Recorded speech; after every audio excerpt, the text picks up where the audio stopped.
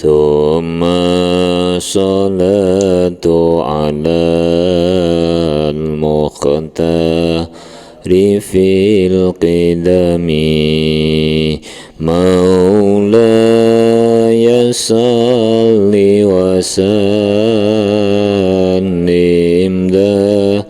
iman abada ala habibika khairil khalqi kullihimi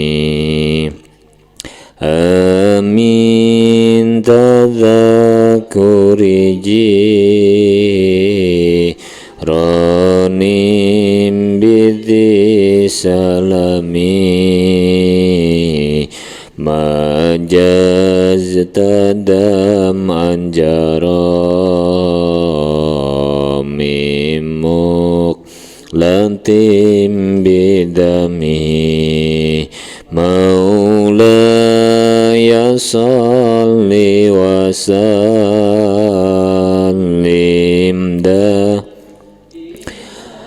abada ala habibika khairil khalqi kullihimi amhabbatir rihu min tilqa ikadhimatin wa awmadhal barku fi dhalma imin idami maula liwasalim daiman abada ala habibika khairil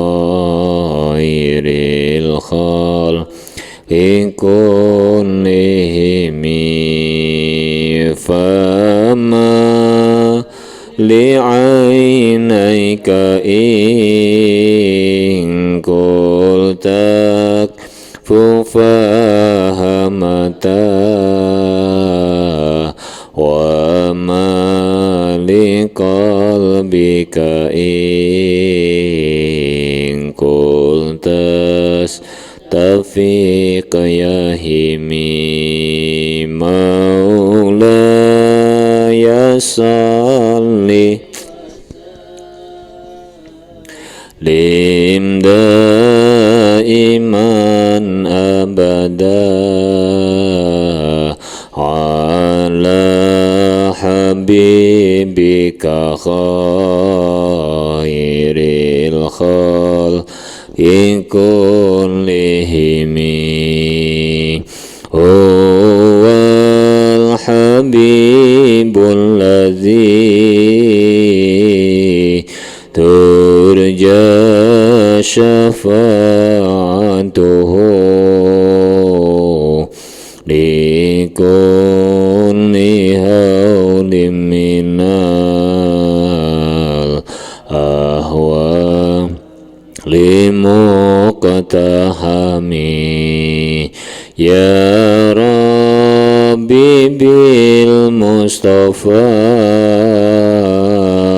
baligh maqasidana waghfir lana ma madha ya wasi'al karami. Assalamualaikum warahmatullahi wabarakatuh. Bismillahirrahmanirrahim. Subhanakallahumma Rabbana la ilma lana illa ma 'allamtana innaka antal alimul hakim wa tub alaina innaka antat tawwabur rahim.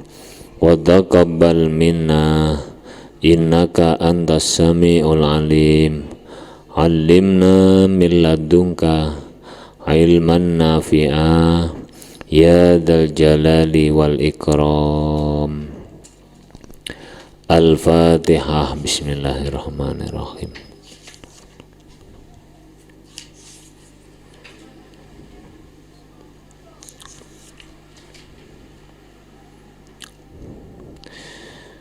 Bismillahirrahmanirrahim. Alhamdulillahi rabbil alamin. Wassalatu wassalamu ala ashrafil anbiya wal mursalin wa ala alihi wa sahbihi ajmain.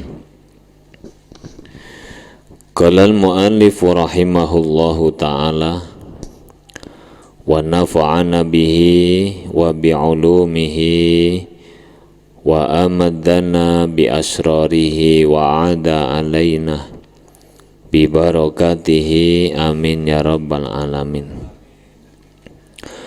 Bismillahirrahmanirrahim.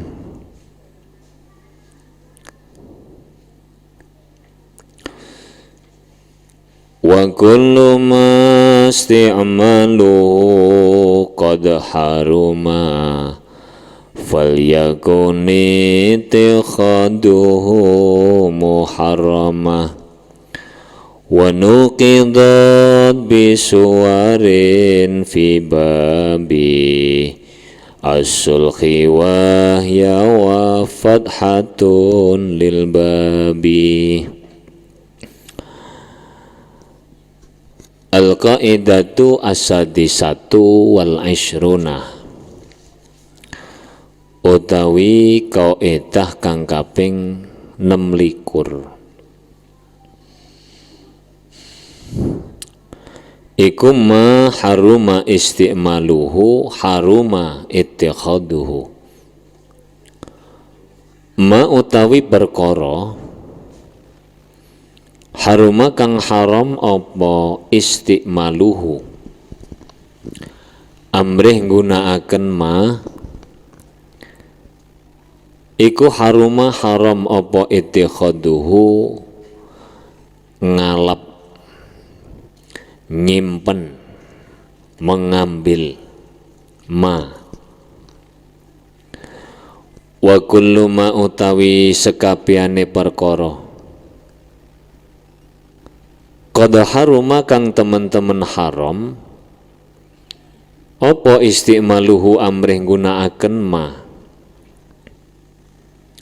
falyakun mongko becik ana apa ittikhaduhu nyimpen ma iku muharraman kang den haramaken. Wa nuqidat lan den tentang apa kaidah, dibatalkan apa kaidah, bisuwarin kelawan pira-pira contoh fi babis sulhi kang tetep ing dalem bab suluh.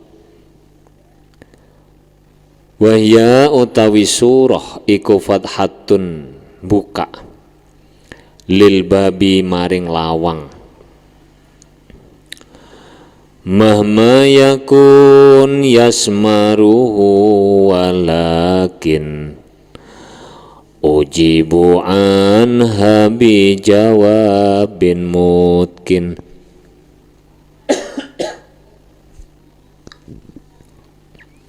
Mahma yakun ing dalam semangsane ono sapa fatih. Fatih itu orang yang membuka pintu. Iku yasmaru maku apa sapa wong ing bab memaku ki apa ya? Ya paku.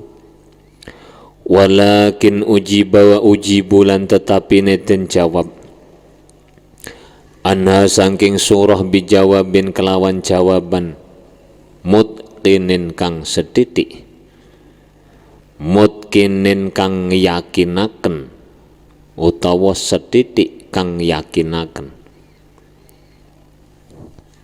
Al-qaidatu as-sadisatu wal ishruna, iku ma haruma istimaluhu haruma ittikhaduhu, segala sesuatu yang haram digunakan berarti haram pula untuk disimpan.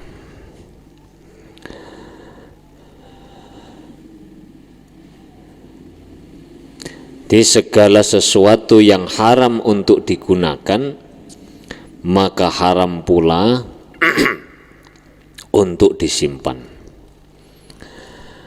Lah, kaidah ini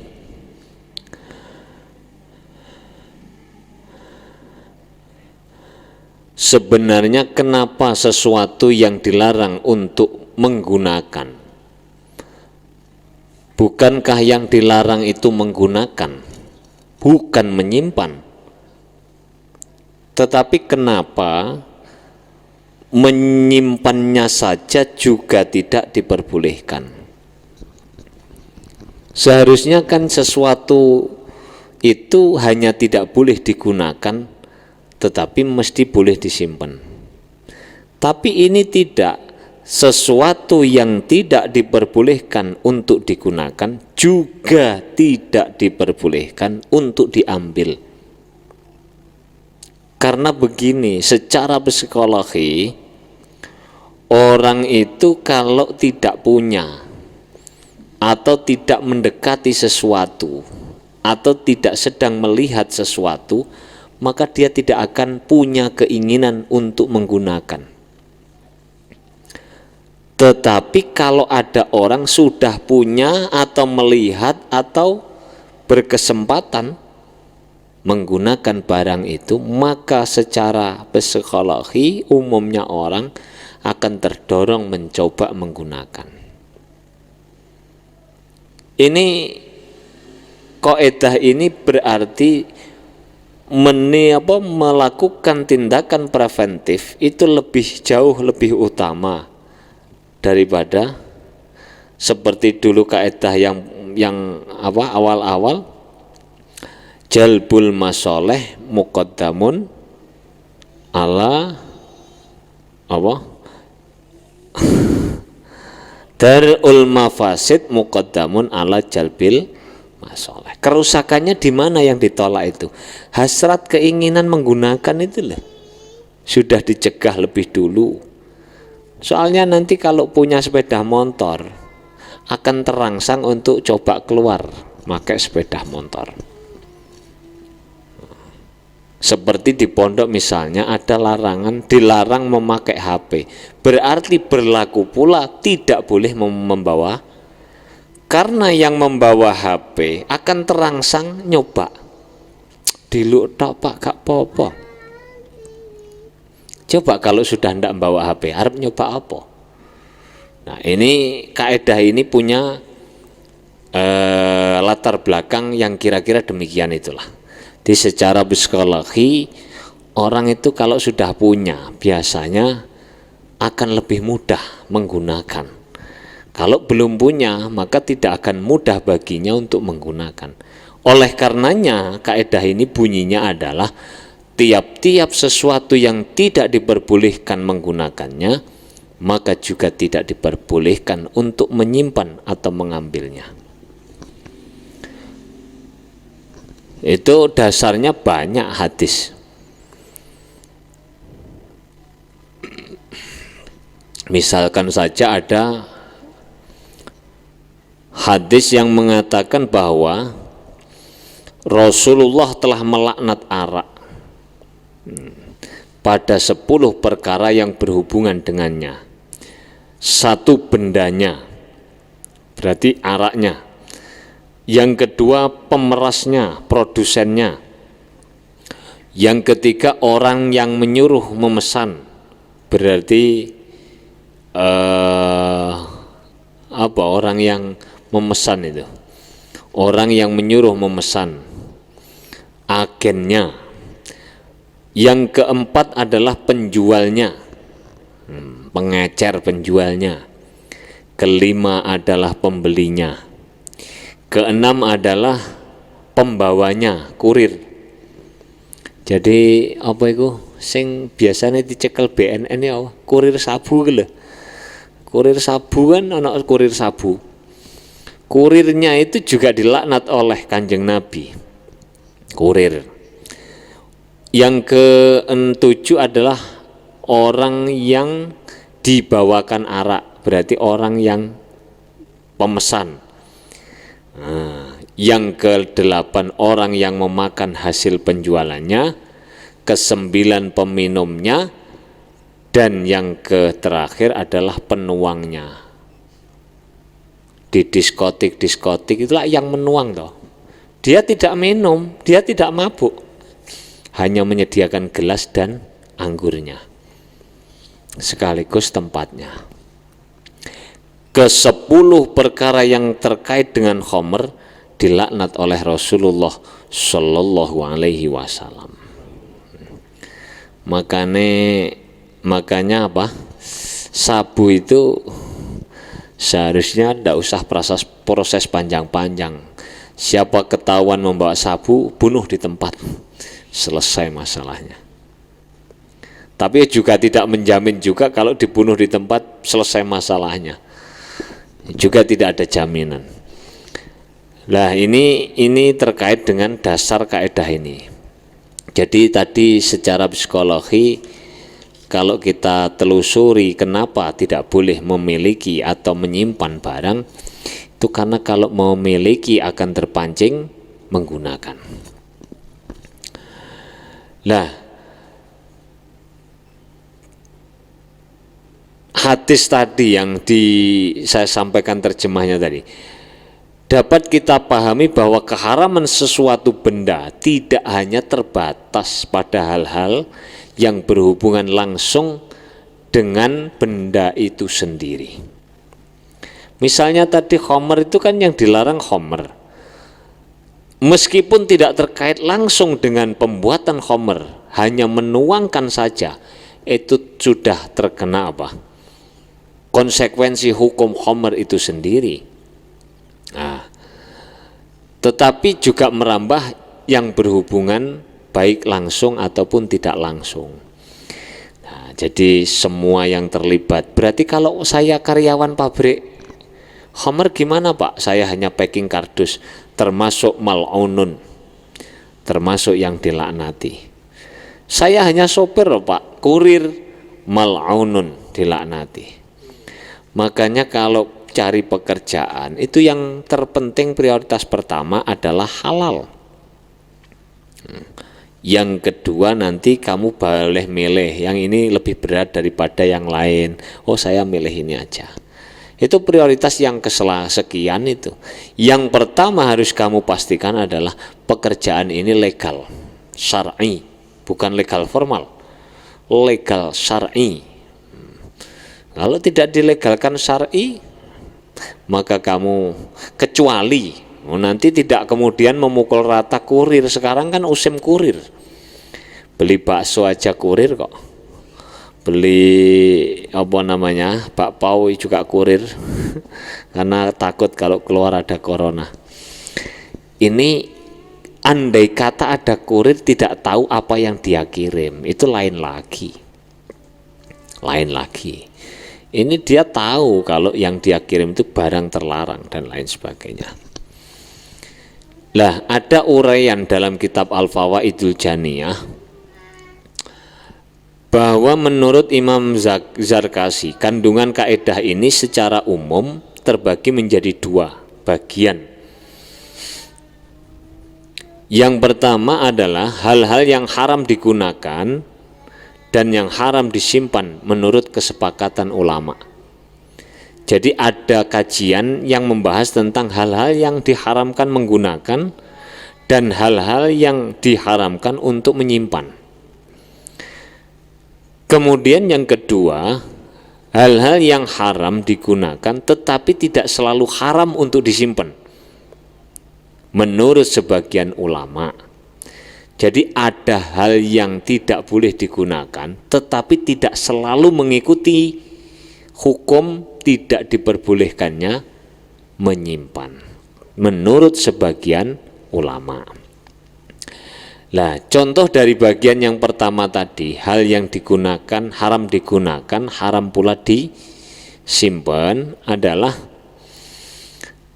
larangan menyimpan alat musik, alat hiburan. Jadi misalnya gitar, misalnya piano, biola, macam-macam, kendang, ketipung dan lain sebagainya, suling dan lain sebagainya. Itu di samping haram digunakan, juga haram untuk disimpan. Jadi kalau kamu ingin mendirikan usaha, jangan usaha orkesan, Pak. Apakah termasuk ini yang menjual seperti Istana Musik di Jombang? Tentu iya. Karena tidak ada orang yang menyimpan barang itu kalau tidak ada penjual. Menarik yang produksi, Pak. Iya. Pabriknya yang membuat gitar termasuk cakupan itu tadi. Kurirnya, Pak. Iya. Ada 10 yang dilaknat Nabi dalam urusan khamr. Menurut kalau disamakan dengan khamr, maka semua ada 10 yang terkait dengan masalah alatul malahi ini. Lah kalau sekolah musik, Pak, musik itu ya kalau musiknya diharamkan berarti guru yang ngajari musik berarti ya dosa. Jadi kalau sudah meninggal nanti muridnya pinter-pinter main musik, muridnya oleh dosa, gurunya ya juga dapat. Ini tentu butuh kajian yang lebih jauh lagi. Jadi kita menghadapi era global seperti ini tuh apa? Sekarang itu sekolah musik jauh lebih mahal daripada sekolah mu'alimin. Sekolah mu'alimin masih murah kalau dibanding sekolah musik. Saya punya teman yang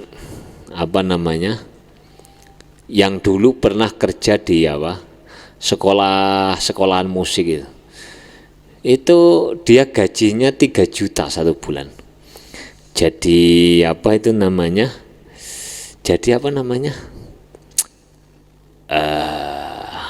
pemandu. Jadi pemandu. Apa bukan pemandu kalau belajar itu namanya apa? Saya lupa istilahnya. Terus bilang kepada saya, "Cak, saya ini gimana? Kerja gajinya 3 juta, Pak, per bulan." Terus yang ditanyakan apa? Saya ini sekolah musik. Musik itu yang bagaimana? Hadroh apa banjari dah? Bukan, ya yang termasuk min muharramatil malahi. Alat-alat malahi yang diharamkan. Terus saya spontanitas menjawab itu. Keluar aja lah, cari yang lain masih banyak. Keluar betulan itu. Keluar betulan dan alhamdulillah untungnya, untung atau ketepatan saya juga tidak ngerti. Sekarang lebih jauh gajinya lebih tinggi. Dia masuk di pabrik bentul di Malang sana. Di pabrik bentul itu sekarang jabatannya sudah tinggi. Dulu itu pemandu di sekolah musik. Gajinya per bulan 3 juta. 2010 itu 3 juta itu masih lumayan banyak. 3 juta sekarang kan lebih sedikit dari 2010. Ini kajian yang disampaikan oleh Imam Az-Zarkashi. Jadi yang pertama yang digunakan tidak boleh, plus otomatis tidak boleh mengambil. Lalu contoh yang kedua, hal-hal yang haram digunakan tetapi tidak selalu diharamkan untuk disimpan menurut sebagian ulama. Contohnya apa? Contohnya adalah bejana yang terbuat dari emas dan perak. Ada bejana, taruhlah piring atau gelas atau mangkok yang terdiri dari emas dan perak yang dimanfaatkan untuk peralatan makan dan minum. Keharaman bagian kedua ini berdasarkan hadis Nabi, janganlah sekali-kali kalian minum dengan menggunakan perabot dari emas dan perak, dan jangan pula makan dengan piring dari 2 bahan tersebut. Hadis Nabi ini melarang menggunakan bejana atau piring atau gelas atau mangkok yang terbuat dari emas dan perak. Nah, tetapi meskipun pemakaiannya diharamkan, tidak kemudian menyimpan bejana itu diharamkan. Nah, ini menurut sebagian ulama. Nah, jadi kita kalau ada menurut sebagian boleh, menurut sebagian tidak. Kalau yang hati-hati berarti tidak usah dipakai. Kalau kita ada orang lain memakai bejana atau piring atau gelas dari emas dan perak, biarkan. Jangan terlalu kamu ingkari, haram, haram, haram, neraka, neraka. Itu nanti ada di belakang penjelasannya. Kaidah berikutnya menjelaskan yang diperselisihkan ulama tidak harus diingkari. Yang harus kamu ingkari adalah sesuatu yang sudah disepakati. Zina itu keharamannya mujma' alaih. Kemudian kamu mengingkari, gak zina gak apa-apa kok. Tidak boleh. Tapi kalau masalah kunut, misalnya kunut, ada yang mengatakan boleh, ada yang mengatakan sunnah, ada yang mengatakan begini dan begitu. Kalau ada orang kunut biarkan. Kalau ada yang tidak baca kunut ya juga biarkan. Jangan kamu kemudian bid'ah-bid'ahkan. Ini karena apa? Karena kunut itu mukhtalafun fih, sesuatu yang diperselisihkan. Nah, tapi kalau sholat fardunya, subuhnya itu mujma' alaih fardu ain. Kemudian kamu terus ngomong, subuh itu tidak wajib kok, tapi sunnah muakkad. Loh, dikeprui uang men. Sudah ya. Ini kajian Imam Zarkashi kayak begini nih tadi. Ini belum ngomong pengecualian nih.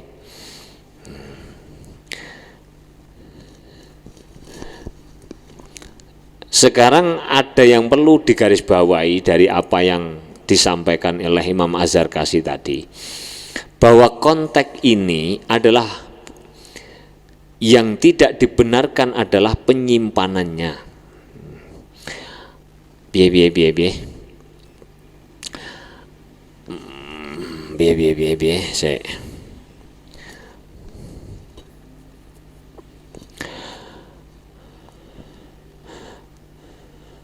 Menyimpan benda-benda semacam ini tidak dilarang. Alasannya hadis di atas secara zahir hanya menyebutkan larangan menggunakannya tanpa menjelaskan larangan untuk menyimpannya. Bagian kedua ini menurut pendapat yang menjadi lawannya dari qaul ashah, tidak sama dengan alat musik karena dorongan untuk menggunakannya lebih besar dibanding wadah yang terbuat dari emas dan perak. Kalau musik tadi kan menyimpannya ikut haram. Tapi kalau piring emas perak ini kok tidak kemudian diharamkan menyimpannya? Alasan ulama adalah karena kalau menyimpan alat musik, dorongan untuk menggunakannya jauh lebih besar daripada dorongan untuk menggunakan piring emas dan perak. Nganggur-nganggur main musik, kumpul-kumpul tahun baru main musik dengan bakar-bakar jagung, jauh lebih besar dorongannya. Kalau kamu punya piring emas, mau digunakan itu berpikir jangan-jangan nanti hilang, jangan-jangan nanti rusak. Dari alasan inilah kemudian ulama mengatakan tidak masalah menyimpannya, meskipun menggunakannya tetap diharamkan. Nah, pemahaman semacam ini bermula dari asumsi tentang tidak adanya barang yang bisa menjadi alternatif pengganti daripada alat malahi, alat musik. Kenyataan ini berbeda dengan piring atau gelas yang terbuat dari emas dan perak. Karena masih banyak, kalau piring itu masih banyak yang terdiri dari selain emas dan perak, sehingga untuk dorongan untuk menggunakan itu kecil.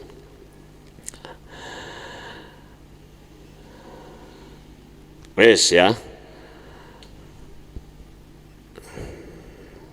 Ketentuan ini berlaku pula pada hal-hal yang lain yang dilarang penggunaannya, seperti anjing yang tidak dibutuhkan untuk menjaga ladang atau untuk berburu.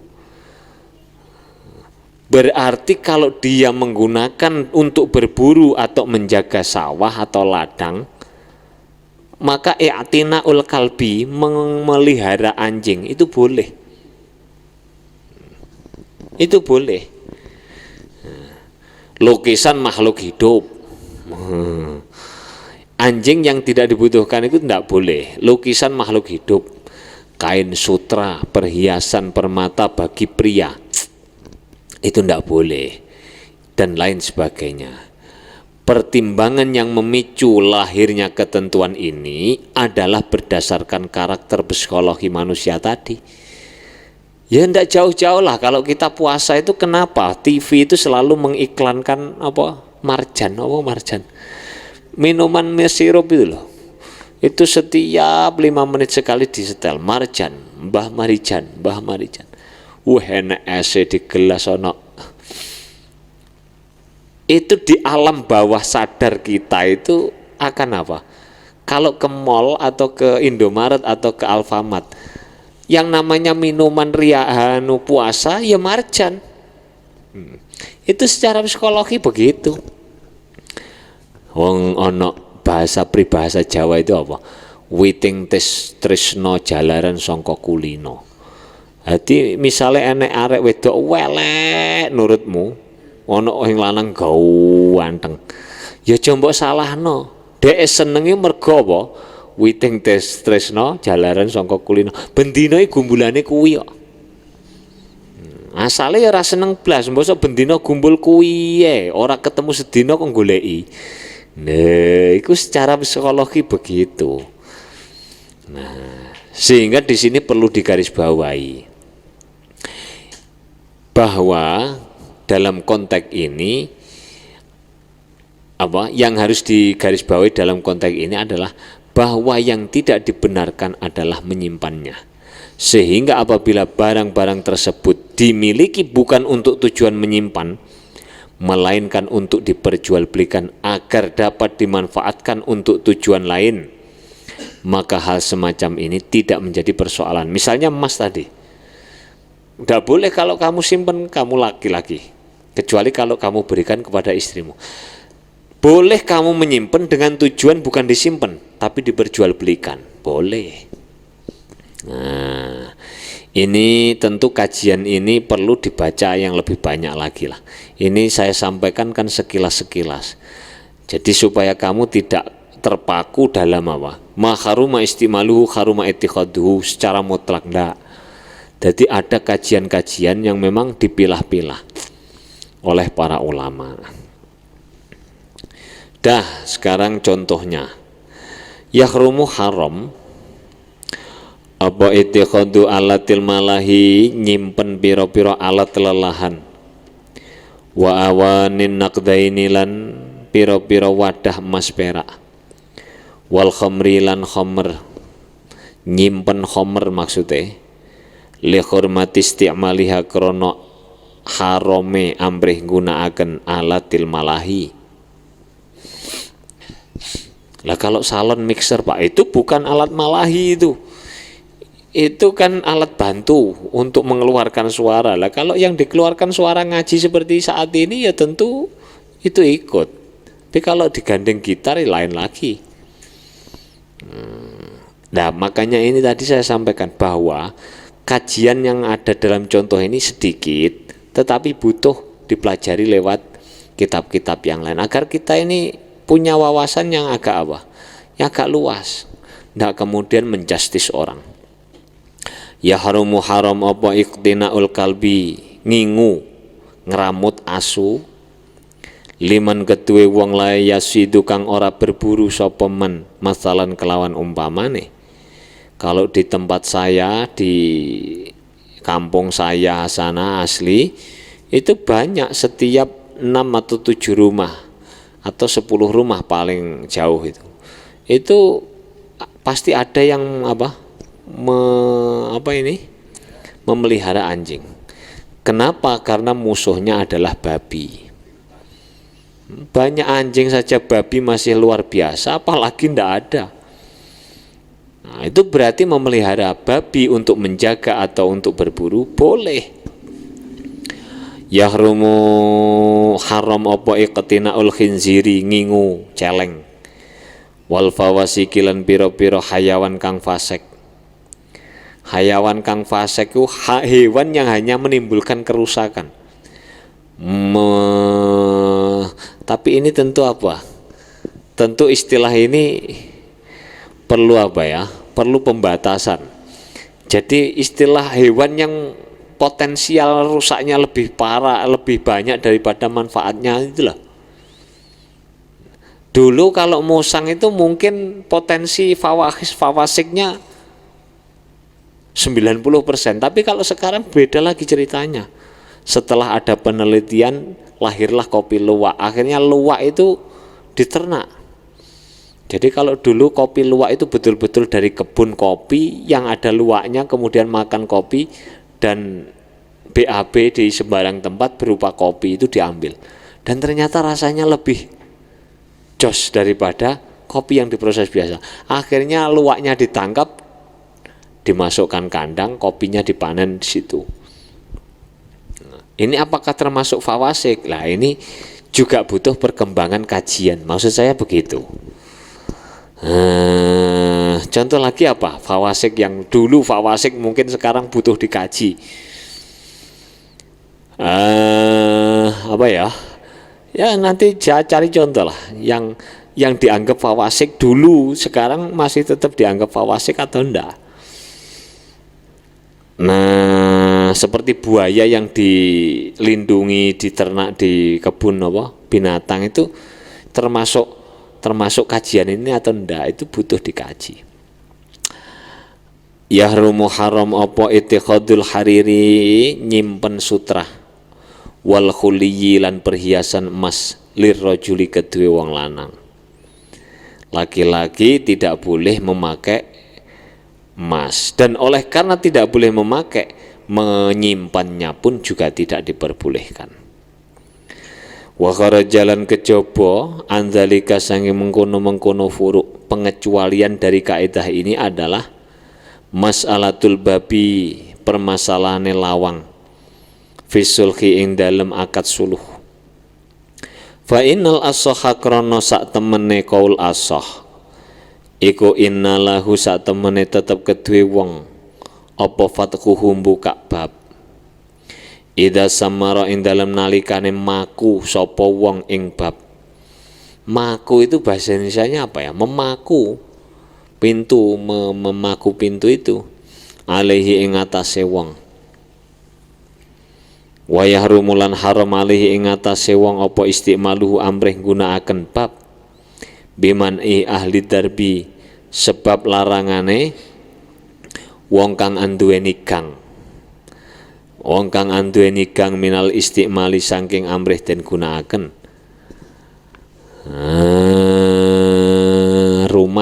rumah yang pintunya itu di depannya itu sudah jalan, gang. Ini ada namanya akad perdamaian yang disebut dengan akad apa?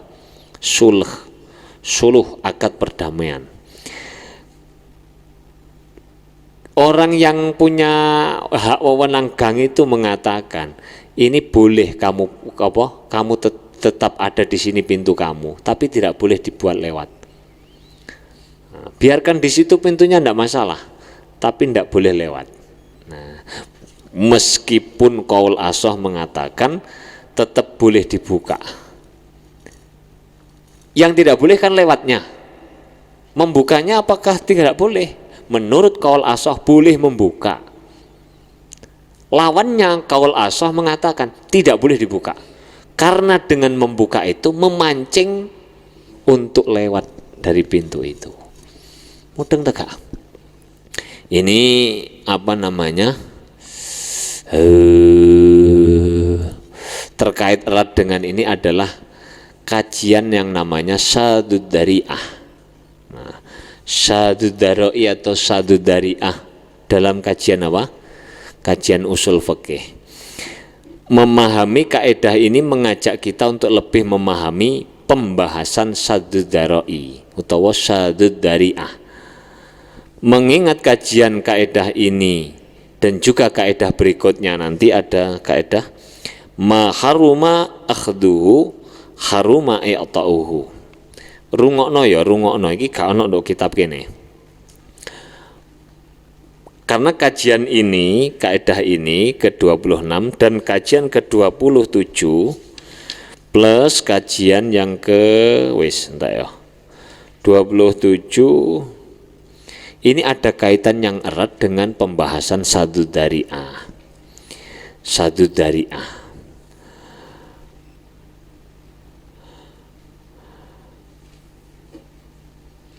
Kata sad itu kan sadda itu membuntu, menutup ya, menutup. Dalam bahasa Arab digunakan untuk menunjukkan arti menutup. Jadi sadda itu menutup, membuntu atau memblokade akses, menghalangi atau mencegah apa nih. Sedangkan kata dzara'i adalah bentuk jamak dari dzari'ah. Dzari'ah itu apa? Perantara. Berarti kalau digabungkan saddud dzari'ah itu adalah menutup perantara untuk melakukan sesuatu. Misalnya begini, kayak tadi pintu tadi loh, digunakan tidak boleh itu dengan alasan apa? Untuk menutup wasilah supaya tidak lewat, ya pintunya ditutup saja, tidak usah dibuka, tidak usah dibuka. Nah, Imam Al-Qurtubi ku menyebutkan konsep ini dirumuskan oleh Imam Malik dan pengikut-pengikut Imam Malik. Kemudian ditentang oleh ulama yang dalam tataran global. Namun dalam tataran praktis, secara global itu ditolak, tapi secara praktis mayoritas ulama menerapkan ketentuan ini dalam berbagai sebagian besar persoalan tafsili atau melihat kasus per kasus. Kasus per kasus, misalnya contoh konsep yang disampaikan Nabi tentang bumi larangan. Jadi tidak boleh mendekat pada bumi larangan. Kenapa? Karena kalau kamu mendekat pada bumi larangan akan terpancing masuk di dalamnya. Tidak boleh mendekati syubhat. Kenapa? Karena kalau kamu dekat syubhat akan jatuh pada yang haram. Nabi kan pernah bersabda, "Da'ma yuribuka ilama la yuribuka." Tinggalkan hal-hal yang meragukanmu atau membuatmu ragu, dan mengarahlah kepada hal-hal yang membuat dirimu yakin. Jadi apa Pak terusannya? Hal-hal yang bisa menjadi perantara menuju akibat negatif, syubhat atau haram dan lain sebagainya tadi, itu dipilah menjadi dua bagian. Yang pertama, aktivitas yang secara dzatiyah. Apa dzatiyah itu? Al-umur al-dzatiyah, secara material, berupa sesuatu yang haram dan memiliki kecenderungan untuk menyebabkan timbulnya kerusakan, misalnya minum minuman keras dan lain sebagainya tadi, itu akan merusak jaringan otak. Berzina menyebabkan kerusakan. Apa kerusakan zina? Kaburnya garis keturunan. Iki anakmu kok irunge kaya awakmu. Ya awakmu kan melurun. Iya iku lambene tok kaya aku. Ya terus anake sapa kuwi? Nah, ini menyebabkan kerusakan garis keturunan, ndak jelas. Mbok wis lair anak tenan, iki anake sapa, Mbak? Mbok sing urune wong 10 kok. Ya gak jelas. Sehingga nanti bisa mengakibatkan tidak mendapat harta warisan, tidak diakui secara negara, nasab juga hilang dan lain sebagainya. Nah, termasuk dapat merusak kehormatan orang lain dan lain sebagainya. Bagian pertama ini tidak termasuk dalam fokus pembahasan dzara'i utawa saddud dzari'ah dalam kaidah ini. mengingat ditinjau dari materi dasarnya utawa zatnya, bagian ini sudah jelas-jelas haram sehingga tidak perlu diharamkan kembali melalui konsep sadud dari'ah. Saya kalau membaca ke apa ini sadud dari'ah itu yang gamblang itu yang ditulis oleh siapa? Seingat saya oleh Nasaruddin Umar kalau tidak salah, itu gamblang. Coba dibaca kalau nganggur, kalau mau kok, kalau nganggur terus ngono kok. Kalau mau di sana jelaskan panjang lebar. Yang kedua, aktivitas yang hukum asalnya boleh, mubah, namun berpotensi menimbulkan kerusakan atau mafasid. Dzaroi jenis ini terbagi lagi menjadi 3 macam. Secara singkat saya sampaikan, tidak usah contoh. Materi satu, materi atau aktivitas yang potensi menuju kerusakan tergolong kecil dan jarang terjadi. Artinya kemaslahatan yang dikandungnya jauh lebih dominan daripada kerusakan yang terkandung di dalamnya. Misalnya menanam anggur. Apakah kemudian menanam anggur nggak boleh, Pak, kalau membuat khamr dari anggur? Oh enggak, tetap boleh. Kenapa? Karena manfaat menanam anggur jauh lebih besar daripada madharat. Artinya kemungkinan anggur itu untuk dibuat khamr kecil. Jadi jangan salah paham. Kalau membuat membuat triplek apakah juga haram, Pak? Karena ke triplek itu dibuat gitar nanti. Oh, kemungkinan triplek dibuat gitar itu kecil. Tapi manfaat triplek secara umum banyak. Saya buat lemari dari triplek semua. Mudeng deh ya. Jadi kemudian tidak konsep sadud dari'ah itu, oh pokok yang menuju itu enggak boleh. Oh enggak juga. Itulah sama nanti. Kalau rokok diharamkan, yang nanam bako haram. Lah yang membuat pupuk bako haram, ya enggak. Jadi jangan begitu. Ini kajiannya panjang. Yang kedua, sesuatu yang memiliki potensi besar menimbulkan kerusakan. Misalnya menyewakan rumah akan digunakan sebagai tempat maksiat. Pak, saya nyewa rumah untuk apa? Diskotik. Loh, enggak boleh. Untuk pesta minuman khamr, untuk pesta judi dan lain sebagainya. Ini kamu tidak diperbolehkan. Lalu kemudian yang ketiga, sesuatu yang menimbulkan kerusakan karena penggunaan yang tidak sesuai dengan fungsi aslinya. Misalnya apa? Fungsi aslinya seperti keharaman pernikahan penyela, muhalil dalam bahasa Fathul Qorib. Muhalil itu apa tuh, Pak? Andre rabi ambek Zainab dapat 2 tahun pisah. Nah, pisah karena berkelahi, karena apa? Tidak bisa beli terasi misalnya begitu. Kamu saya ceraikan, pulang sana. Wah, emosi. Ketika sudah dapat 1 minggu, istrinya pulang, menyesal. Kena kalau ada istri enak begini nih, ada yang buatkan kopi dan lain sebagainya. Terus akhirnya Andre itu ingin rujuk, padahal tadi ditalak 3. Sudah saya talak 3, pulang sana. Loh, talak 3 itu enggak boleh rujuk lagi kok. Tapi Andre itu ingin sekali untuk apa? Untuk rujuk. Akhirnya telepon Rohman, Man, mau ndak Man jadi muhalil saya, Man? Apa maksud Andre? Istri saya kamu nikah, tapi jangan lama-lama. 10 hari saja atau 1 hari saja. Itu kamu namanya Rohman, itu muhalil. Nah, muhalil yang direkayasa begitu itu tidak boleh. Tidak boleh. Kalau muhalil itu masih senang dengan istri mantan istrimu, biarkan saja lanjut sampai tua. Lah kalau mau diceraikan secara alami, kamu nikah lagi boleh. Ini tentu contoh yang kayak apa? Pembahasan ini memang saya sampaikan serampangan, tidak detail, itu supaya kamu mau membaca gitu aja. Kok keterangannya tidak lengkap Pak? Ya memang tidak dilengkapi kok. Kalau mau lengkap bacalah kitabnya.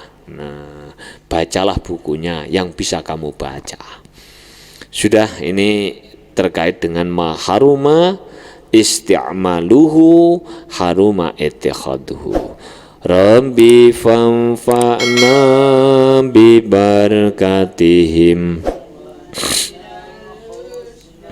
bi hurmatihim wa amitna fi tariqatihim wa mu'afati minal fitani. Rabbi fanfa'na bi barakatihim wahdinal husna bi hurmatihim wa amitna fi tariqatihim wa mu'afati minal ni. Rabbi fanfa'na bi barakatihim dinal husna bi hurmatihim amitna fi tariqatihim wa mu'afati minal fitani. Bismillahirrahmanirrahim. Allahumma inni astaudi'uka ma 'allamtanihi wardidhu ilayya 'inda hajati ilaihi wa la tunsinihi ya rabbal alamin. Al-Fatihah. Bismillah. Ya kanan. Assalamualaikum warahmatullahi wabarakatuh.